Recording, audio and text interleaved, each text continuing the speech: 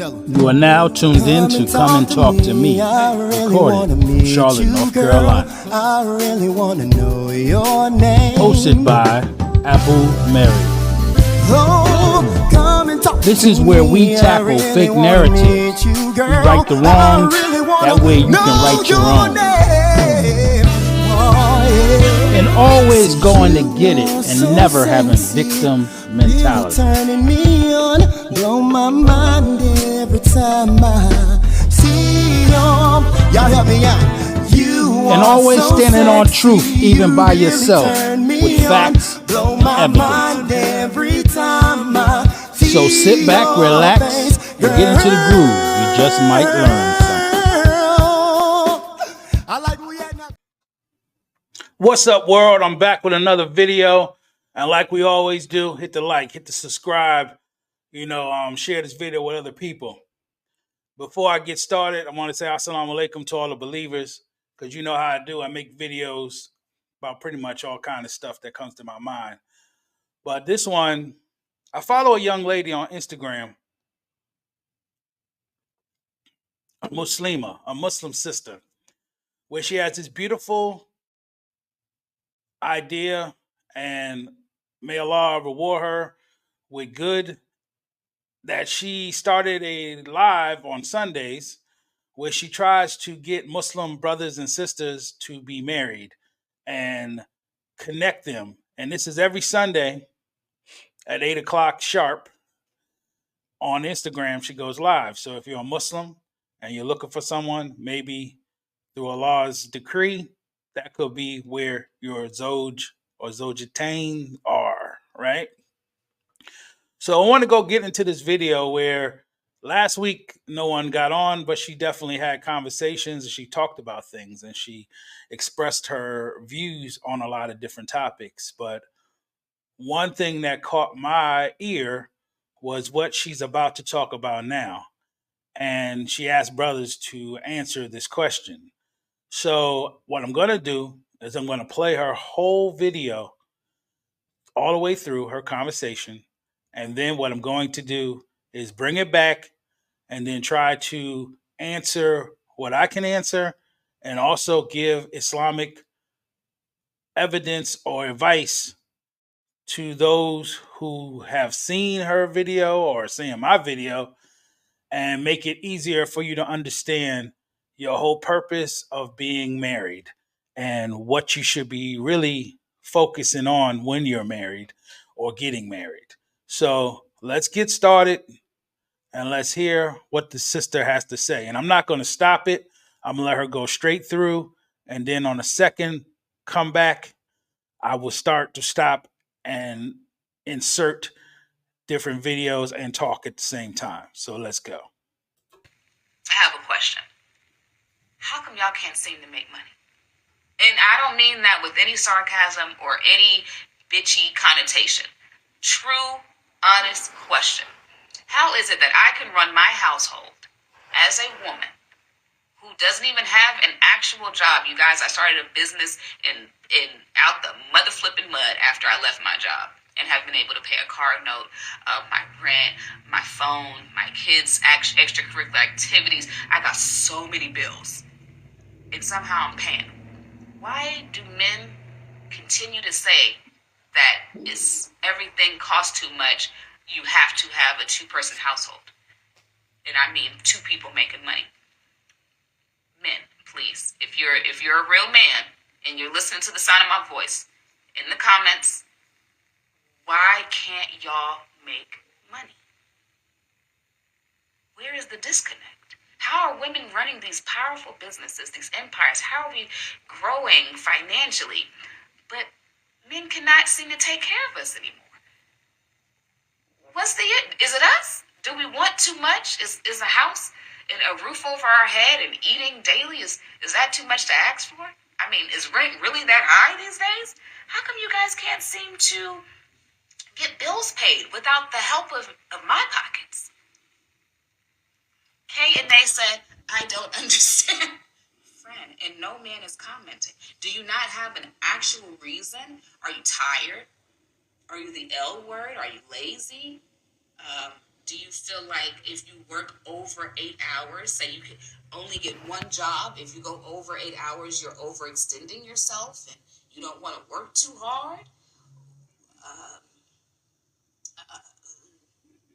Do you not have a good idea, maybe in a business sense, and you're too afraid to jump out there on your own? I mean, it said, got all the time in the world, sis, to call.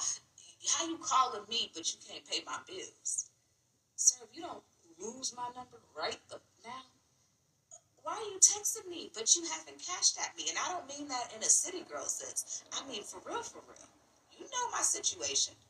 You know I got all these bills to pay. How do you have the boldness to text me, hey, good morning, instead of, here, I sent you something just in case, not saying that you need it, but just in case you need it. How do you feel comfortable? And I'm truly just asking, humbly, I'm asking for my sisters. All right. You heard what she had to say. She said she's asking for her sisters.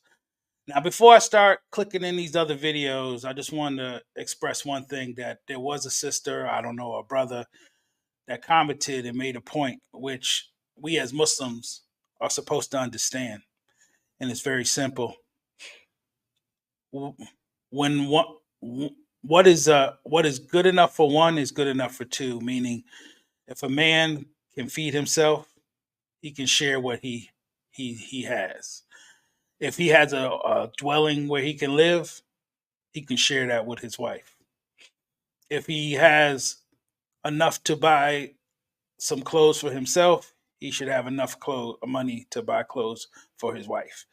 And that's like basic. I think what happens is a lot of times Muslims get caught up in the world and think that you're supposed to move on the same level as the Joneses or the people who aren't Muslim, and that gets kind of mixed up in Islam, where they're kind of matching what someone else does to what Muslims should be doing. Muslims are the strangers of this world, so we supposed to move totally different than the rest of the world is. But I want to clarify something also, just to let the sister know, as Muslims, and we know in Islam and in the Sunnah, we are not supposed to go 50-50 with our wives. We are supposed to take care of them. We're supposed to be their wali.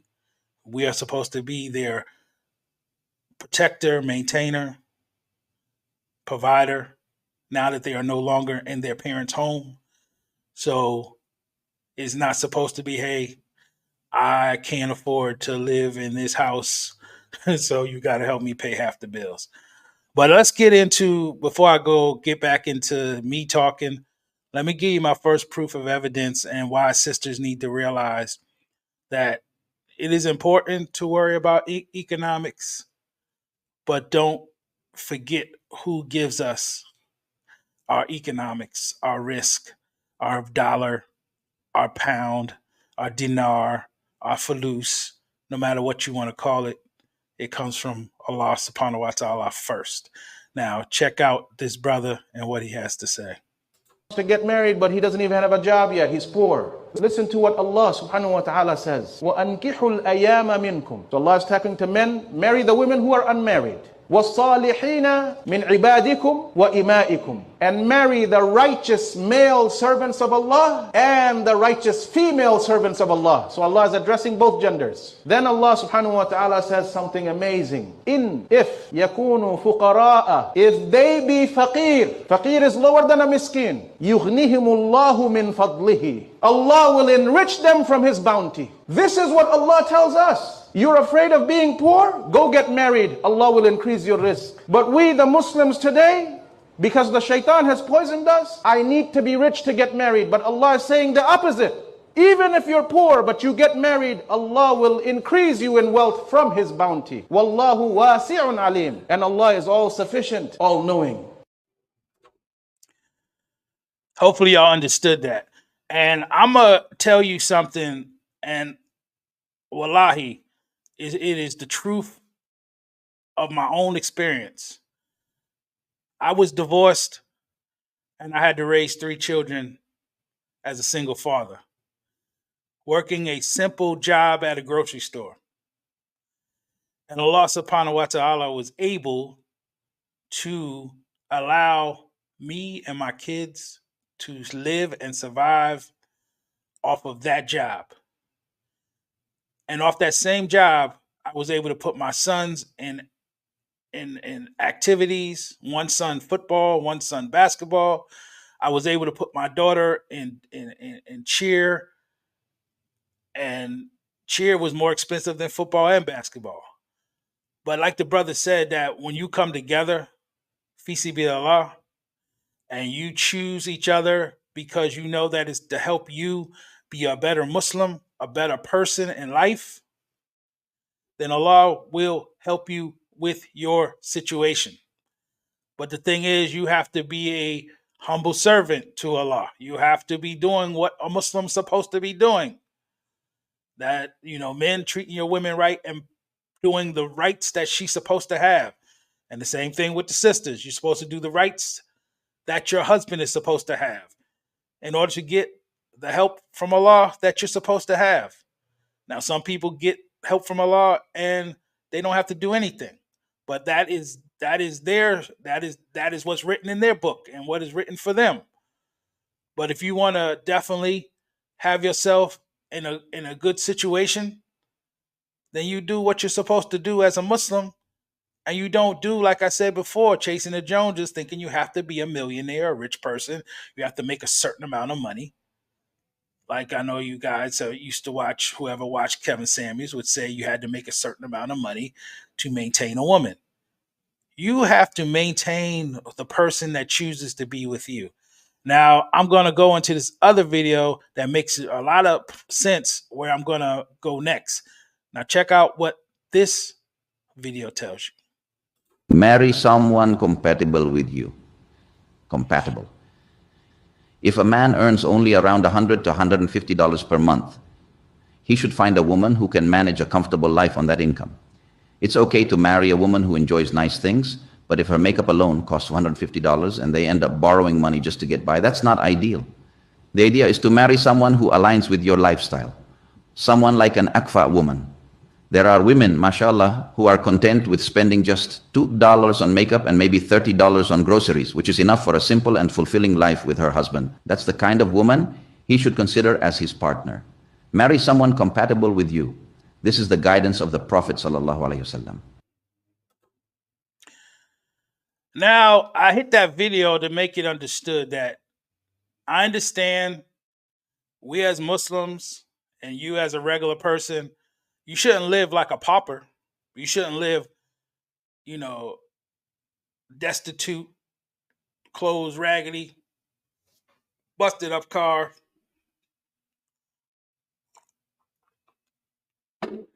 But you shouldn't be trying to live like you Jay-Z and Beyonce either.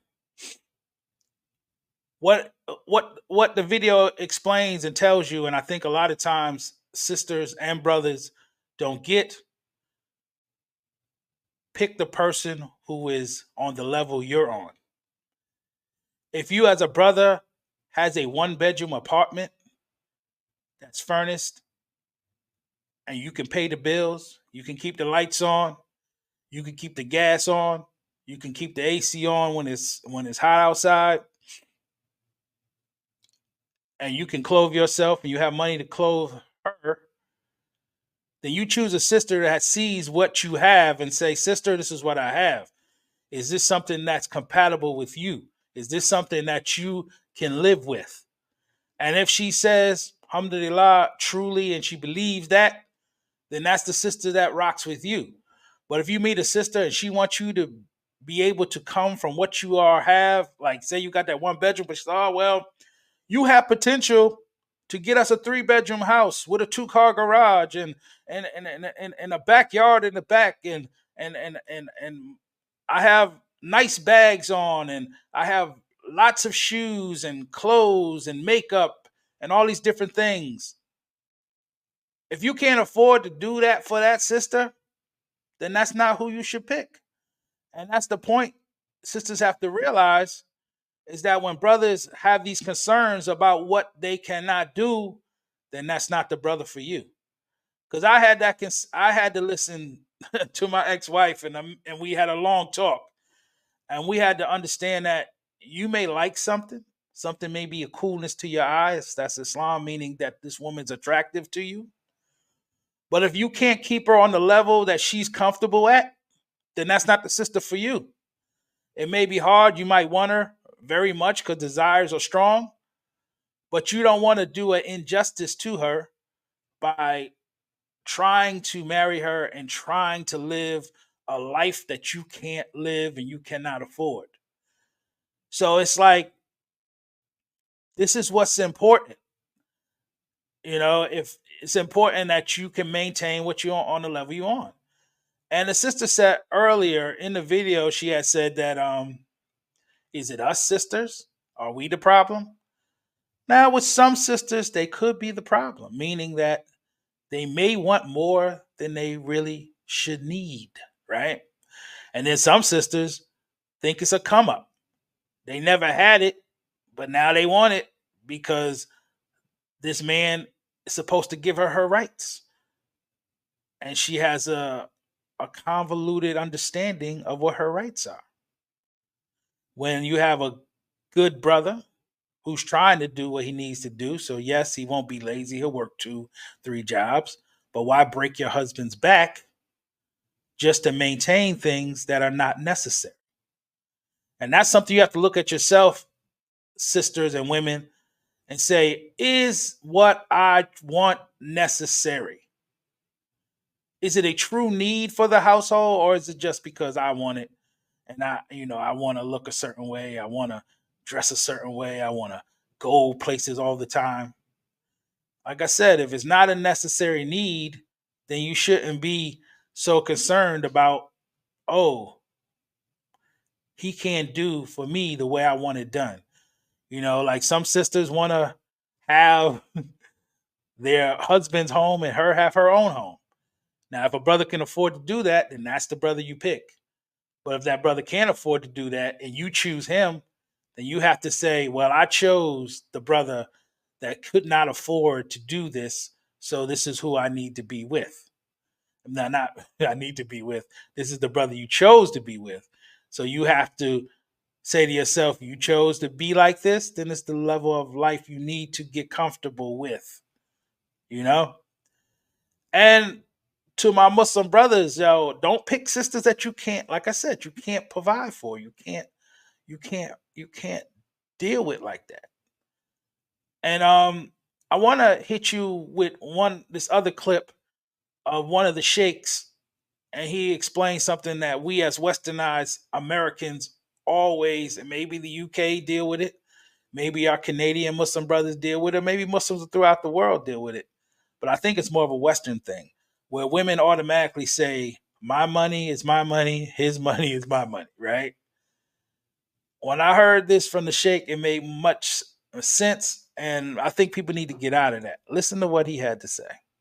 It's her money. Our money is her money. No, your money is your money. Her money is her money. No joint account. None of this nonsense. Yeah. You don't know her bank account number or her PIN number for the ATM. She doesn't know how much you earn, how much you save. Nothing. I can't know anything about her finances. Yes, you shouldn't. Because then you'll be looking for a sugar mummy. Hopefully you understood what the sheikh had to say. Alhamdulillah, I think that I understood what he was saying. Because I remember a long time ago, I used to roll with some Muslim brothers, and they was very knowledgeable, and he had made a point. He said, I ain't telling no sister how much money I make. And in my mind, I was like, what is the brother talking about? How are you going to have a potential want to marry a sister, but you don't tell her what you make? But after, hearing what the sheikh had to say, what's more important is that you tell a sister, like I said before, you tell a sister, this is the lodging that I have. Show it to her, or take pictures maybe, or show her the city you live in and say, this is what I can provide. This is the home I live in. This is the car I drive. This is the type of clothes I wear on a regular basis. This is the type of job I have. If you choose to be with me, this is the type of lifestyle that you will be living. You don't have to come out and say, I make 50,000, 200,000, $500,000 a year. You don't have to tell a sister nothing when it comes to your economics. What you have to tell her is that you can maintain her and show her what you have, right? And when she sees what you have, if she chooses you, then alhamdulillah, right? That's what's important. And I think that's what, sisters got to start realizing. Looking at a brother, look at brothers and see what they have. And then you'll sit down, and this is why Islam, marriage is a contract.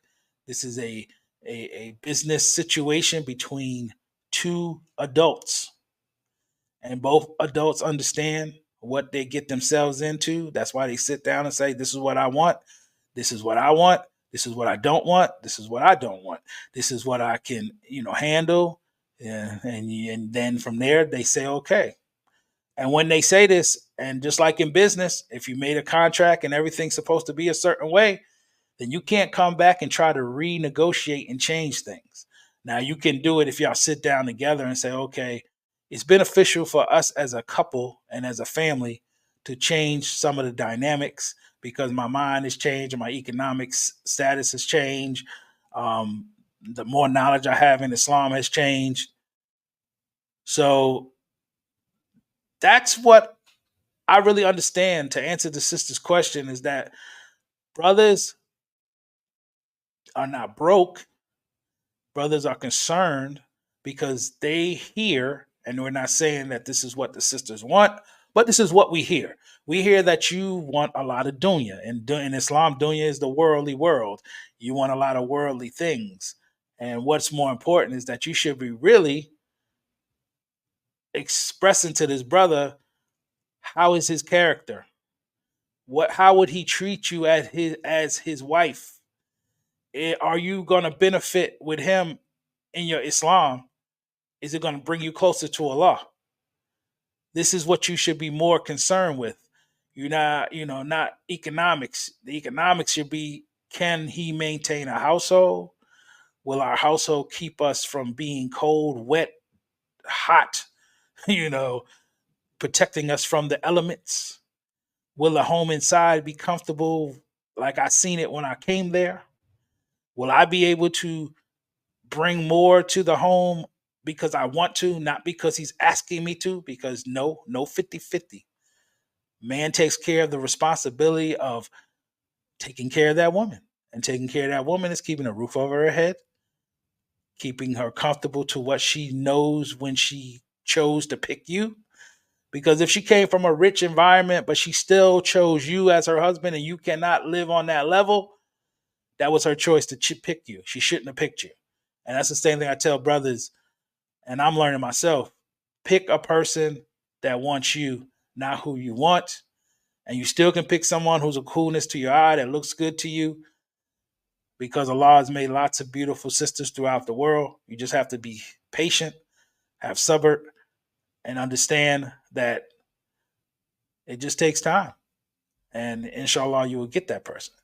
Now, before I'm getting out of here, and I want to just hit this last part to explain the beauty of Islam, and one of the reasons why Muslims always try to get married at a young age. And people say, you're too young to get married. You don't have enough. And like you said, the brother before, Allah may bless you because you married that sister, or you married that brother, that you two coming together makes you rich. So you should not be scared of poverty as long as both people are striving to do what's right in Islam. So here are some of the benefits of why Muslims get married young, and why everyone who loves God should be trying to get married at a younger age. Benefits of early marriage in Islam. Number 1, protection from fitna. Number 2, growing together.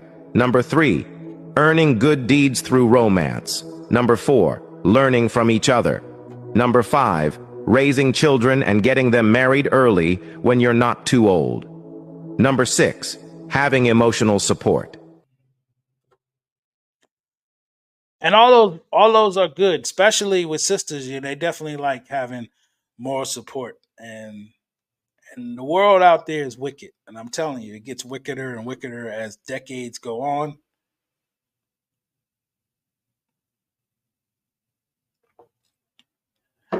And we know this.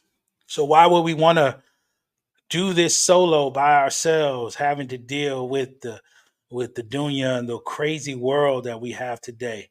We know it's crazy out there.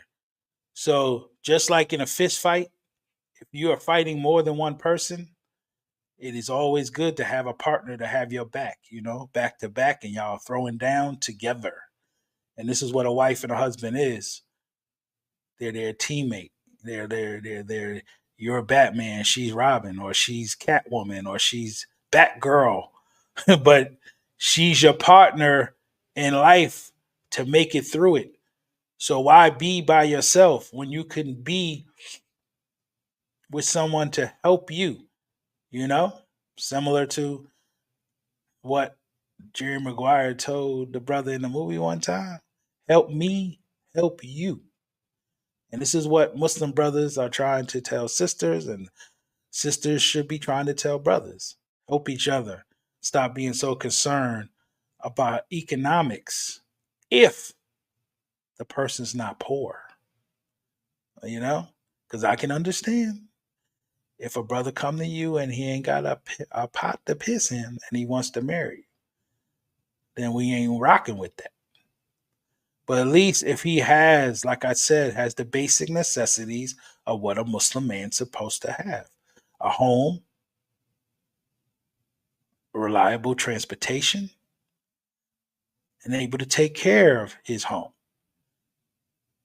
So if he chooses you and you can see what he is, and you make that choice, then bam, y'all can rock out together.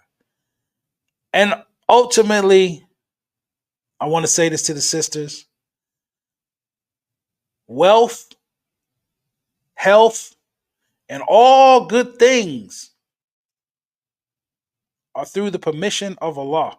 It is not what you see in this man thinking because he's a millionaire he's going to take care of you. Because a brother who works a 9 to 5 probably could take care of you better than that millionaire, depending on what Allah has gave permission for it to happen in your life. So that's just how I want to end it. And like I was saying, if anything good came from me, it's from Allah subhanahu wa ta'ala. Anything that was incorrect or anything that was not right, it came from myself and my misunderstanding of something. And if anyone knows any hadiths or any Quran or anything that Allah or the Prophet Muhammad sallallahu alaihi wasallam has said that needs to be more understood, then leave it in the comments. But make sure you share this video with everybody, and make sure you go and watch the sister show on Sundays on Instagram, because it's a blast. It's a lot, it's a lot of good information you can get.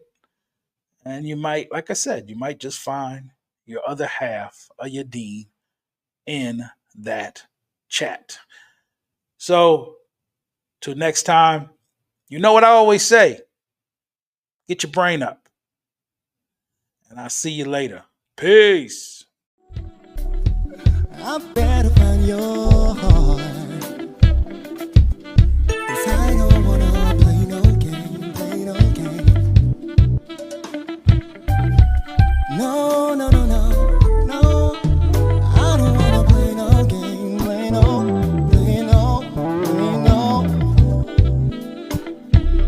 Keep it right there.